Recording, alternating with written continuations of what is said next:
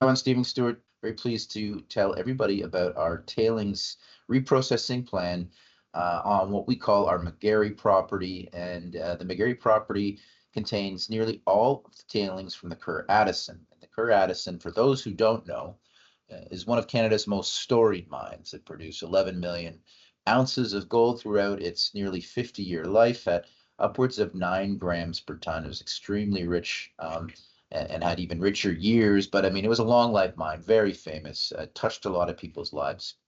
And this is sort of what it looks like. Obviously, all of that is gone. The mill has been decommissioned and reclaimed. But you can see here, these are awfully impressive numbers. And it was a big mine. It processed, let's just round up and call it nearly 40 million tons of material. And of course, when the head grade goes through material, they run their process. And I can assure you that not all of the gold is recovered. Now, historically, they had pretty good recoveries on this typical milling ore that came through the mill at the Kerr-Addison. They had different types of ore, which also has different types of recoveries, which we can talk about. But nonetheless, it's an awful lot of material passed through it. Recoveries, and this mine was operating from the 30s until the 90s, and recoveries varied. We have reason to believe that there is substantial gold left on those tailings, again, which are on Orecap's McGarry property. We own it outright. It's very interesting. And the circumstances have changed where obviously gold is nearly 41, actually, it's over $4,100 Canadian.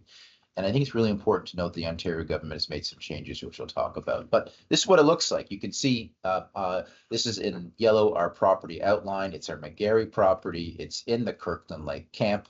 It's close to the town of Virginiatown. You can see the old mine workings to the east of the McGarry property, and the town up there to the north. Our friends at Gold Candle own that property, and they have reinterpreted the Kerr-Addison into a fairly large open pit, call it 1 gram type deposit. They're on our boundary. We think we're very strategic to them, but aside from any strategic nature to them and any resources in situ on McGarry, which there are, and there's a shaft that is also, again, very strategic to the Kerr-Addison property. But you can see very clearly that we have all of the tailings, or nearly virtually all of the tailings. They're outlined there in the yellow. And we think there's, anywhere up to 40 million tons, which for those who do mining, that's an awful lot. The question is, how much gold is there? What were the recoveries historically? Meaning, and you can do the inverse on that. It means what is left in those tailings facilities. We know there's more than zero, but the big question is how much. What needs to be done clearly is metallurgy, some resource assessment, and also ultimately understand how much, if any, can be recovered from it. But it's certainly something that we're going to look closely at. And I think what was the impetus really is the fact that Ontario is totally changing their tune on tailings reprocessing. Historically, certainly in Canada, people just don't touch tailings for fear of environmental situations. But the government, I think, quite correctly, is being very proactive in cleaning up. I think there are thousands of tailings facilities or ponds, whatever you want to call them, all over the province, and it's a good idea to clean them up. And I think in order to clean them up, really there has to be economic incentive. The province here has implemented a new plan where they're going to streamline permitting and make other things easier to incent companies like Orecap to make the investment to ultimately understand them, see if it's feasible, and then clean them up. And obviously, if there's economic benefit, well, even better. And we certainly think there's a good chance of being economically interesting. So our plan really is to ground truth this, as they say. The risks are understanding how much gold is left in those tailings, doing some sort of resource estimate, and really it's all about metallurgy. We need to understand the metallurgy. We have been, just anecdotally, I would say, since we've owned this project, and we've owned it for many, many years, I get 5 to 10 emails a year from all shapes and sizes in the industry, making inquiries, saying they want to do testing. And frankly, we just never really gave it a lot of credibility until, maybe the last 12 months, where we've been doing a lot of research. knowing that the Ontario government has changed its tune on how these are treated from a permitting and planning standpoint. So we've been talking to a few credible groups who have this sort of expertise. Uh, Tailings reprocessing is quite common around the world. It's less so common in Canada. We think it's a big opportunity. It's not our area of expertise. We're looking to bring in a partner, somebody who understands metallurgy and reprocessing, and will ultimately put up the risk capital to define this properly and define, again, the size, the metallurgy, how much gold is potentially recoverable, and does this make sense? We think it has a shot.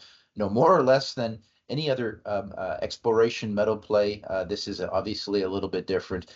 But if you were to do the math on, let's just say you've got half a gram, a quarter gram, a gram, who knows what's left there, multiply that next to 40 million tons or 36 million tons, and do some back of the envelope math. It's a compelling opportunity, but I emphasize there's an awful lot of challenges ahead, including social, environmental, metallurgical, and other risks. But again, this has been done before. Everybody has heard of the Witwatersrand in South Africa, and they are world leaders in tailings reprocessing. They are a generation ahead of everybody else, certainly here in Canada. They have been reprocessing billions of tons of these tailings mounds, and they do so with a hydrological method.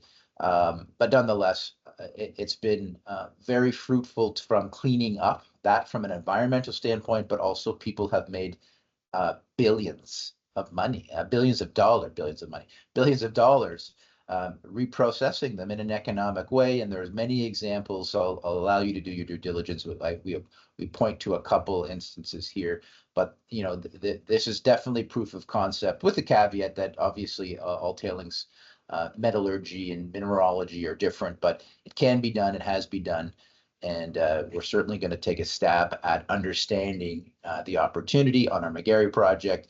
Again, Orecap is totally undervalued in terms of the shares that it owns and all the other companies, operating exploration and development companies. Nobody gives us a dollar's worth of credit for McGarry. I think that's an oversight. Hopefully, to start paying attention here. And we'll explore smart partnerships to define this and hopefully move this forward. Of course, Orecap is part of the OR Group, big shareholders. Orecap itself is big shareholders in OR Group companies like American Eagle, Wale, XXIX, Mustango, and of course Metal Energy as well. So it's a very diverse company with lots of interests. And we're quite creative at looking at interesting opportunities, much like this McGarry reprocessing opportunity on our Kerr-Addison.